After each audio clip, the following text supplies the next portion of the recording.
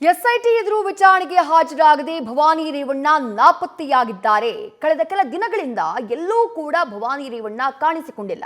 ಬಂಧನದ ಭೀತಿಯಲ್ಲಿ ನಾಪತ್ತೆಯಾಗಿದ್ದಾರೆ ಭವಾನಿ ರೇವಣ್ಣ. ಇವತ್ತು ಎಸ್ಐಟಿ ಎದುರು ವಿಚಾರಣೆಗೆ ಹಾಜರಾಗಬೇಕಾಗಿತ್ತು. ಎಸ್ಐಟಿ ನಿನ್ನೆ ನೋಟಿಸ್ನ ಜಾರಿ ಮಾಡಿತ್ತು. ಭವಾನಿ ರೇವಣ್ಣ ಅವರಿಗೆ ವಿಚಾರಣೆಗೆ ಹಾಜರಾಗುವಂತೆ ಸೂಚಿಸಿತ್ತು. ವಿಚಾರಣೆಗೆ ಹಾಜರಾಗ್ತೀನಿ ಅಂತ ಹೇಳಿ ಖುದ್ದು ಪತ್ರವನ್ನ ಬರೆದು ತಿಳಿಸಿದ್ರು ಭವಾನಿ ರೇವಣ್ಣ. ಮಹಿಳೆಯ ಕಿಡ್ನಾಪ್ ಪ್ರಕರಣಕ್ಕೆ ಸಂಬಂಧಪಟ್ಟ ಹಾಗೆ ಎಸ್ಐಟಿ ಭವಾನಿ ರೇವಣ್ಣ ಅವರ ವಿಚಾರಣೆಯನ್ನ ನಡೆಸಬೇಕಾಗಿತ್ತು. ಖುದ್ದು ಹೊಳೆನರಸೀಪುರದ ಮನೆಗೆ ಎಸ್ಐಟಿ ಅಧಿಕಾರಿಗಳು ಭೇಟಿಯನ್ನ ಕೊಟ್ಟಿದ್ದಾರೆ. ಆದರೆ ಹೊಳೆನರಸೀಪುರದ ಮನೆಯಲ್ಲಿ ಭವಾನಿ ರೇವಣ್ಣ ಪತ್ತೆಯಾಗಿಲ್ಲ. ಯಾರ ಕೈಗೂ ಕೂಡ ಸಿಗ್ತಾ ಇಲ್ಲ. ನಿನ್ನೆ ಸಂಜೆ ನಿರೀಕ್ಷಣಾ ಜಾಮೀನು ಅರ್ಜಿ ವಜಾಗೊಂಡಿದೆ ಭವಾನಿ ರೇವಣ್ಣ ಅವರದ್ದು. ಅದಾದಂತಹ ನಂತರದಲ್ಲಿ ಎಲ್ಲೂ ಕೂಡ ಕಾಣಿಸ್ತಾ ಇಲ್ಲ ಭವಾನಿ ರೇವಣ್ಣ. ರೈಟ್, ಮತ್ತಷ್ಟು ಡೀಟೇಲ್ಸ್ ನಮ್ಮ ಹಾಸನ ಪ್ರತಿನಿಧಿ ಕಿರಣ್ ನೀಡ್ತಾ ಹೋಗ್ತಾರೆ. ಕಿರಣ್, ಎಲ್ಲಿದ್ದಾರೆ ಭವಾನಿ ರೇವಣ್ಣ ಅಂತ ಹೇಳಿ ಖುದ್ದು ಅವರಾಗಿಯೇ ಪತ್ರ ಬರೀತಾರೆ ಎಸ್ಐಟಿಗೆ. ವಿಚಾರಣೆ ಕರೆದ್ರೆ ನಾನು ಹಾಜರಾಗ್ತೀನಿ ಅಂತ ಹೇಳಿ. ಈಗ ಖುದ್ದು ಎಸ್ಐಟಿ ಅಧಿಕಾರಿಗಳು ಬಂದ್ರೆ ಹೊಳೆನರಸೀಪುರ ಮನೆಯಲ್ಲಿ ಭವಾನಿ ರೇವಣ್ಣ ಅವರಿಲ್ಲ. ಹಾಗಾದ್ರೆ ಎಲ್ಲಿ ಹೋದ್ರು ಅಂತ ಹೇಳಿ. ವಿದ್ಯಾ, ಏನು ಕಿಡ್ನಾಪ್ ಪ್ರಕರಣಕ್ಕೆ ಸಂಬಂಧಪಟ್ಟಂತೆ ಎಸ್ಐಟಿ ಅಧಿಕಾರಿಗಳು ಬೆಳಿಗ್ಗೆಯಿಂದಲೇ ಇಲ್ಲಿ ಏನು ಹಾಸನದ ಹೊಳೆನರಸೀಪುರದಲ್ಲಿ ಮನೆ ಇದೆ, ಚೆನ್ನಾಂಬಿಕಾ ನಿಲಯ, ಅಲ್ಲಿ ಬೆಳಿಗ್ಗೆಯಿಂದಲೇ ಮುಖ ಮೂಡಿರುವಂಥದ್ದು. ಇನ್ಸ್ಪೆಕ್ಟರ್ ಶ್ರೀಧರ್ ನೇತೃತ್ವದಲ್ಲಿ ಬೆಳಿಗ್ಗೆ ಬಂದಿರೋಂಥ ಈಗ ನೀವು ನೋಡ್ತಾ ಇರ್ಬೋದು. ಹೊರಗಡೆ ಏನು ಹೊಳೆನರಸೀಪುರದ ಏನು ಮನೆಯ ಹೊರಭಾಗದಲ್ಲಿ ನೀವು ನೋಡ್ತಾ ಇರ್ಬೋದು.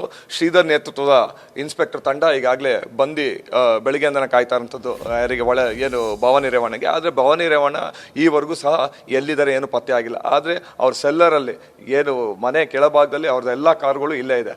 ಮತ್ತು ಇದಲ್ಲದೆ ಇತ್ತೀಚಿನ ಬೆಳವಣಿಗೆ ಅಂದರೆ ಈಗಷ್ಟೇ ಸುಮಾರು ಅರ್ಧ ಗಂಟೆ ಕೆಳಗಡೆ ವಕೀಲರು ಕೂಡ 3 ವಕೀಲರು ಅಂದರೆ ಭವಾನಿ ರೇವಣ್ಣನ ಪರ 3 ವಕೀಲರು ಕೂಡ ಭವಾನಿ ರೇವಣ್ಣನ ಮನೆ ಏನು ಕಾಲಿಡಾರ್ ಇದೆ, ಕಾಲಿಡಾರ್ ನೀವು ನೋಡ್ತಾ ಇರ್ಬೋದು, ಕಾಯ್ತಾ ಇರೋಂಥದ್ದು 3 ವಕೀಲರು ಬಂದಿದ್ದಾರೆ. ಇತ್ತ ಬಲಭಾಗದಲ್ಲಿ ಎಸ್ಐಟಿ ಅಧಿಕಾರಿಗಳು ಕೂಡ ಕೂತಿರೋಂಥದ್ದು. ಇಬ್ಬರು ಮುಖಾಮುಖಿ ಆದರೂ ಏನೋ ಇಬ್ಬರು ಸಮಾಲೋಚನೆ ಮತ್ತು ಮಾತುಕತೆನೂ ಕೂಡ ನಡೆಸಿದ್ರು. ಆದರೆ ಈವರೆಗೂ ಕೂಡ ಭವಾನಿ ರೇವಣ್ಣ ಎಲ್ಲಿದ್ದಾರೆ ಏನು ಅನ್ನೋದು ಪತ್ತೆ ಆಗಿಲ್ಲ.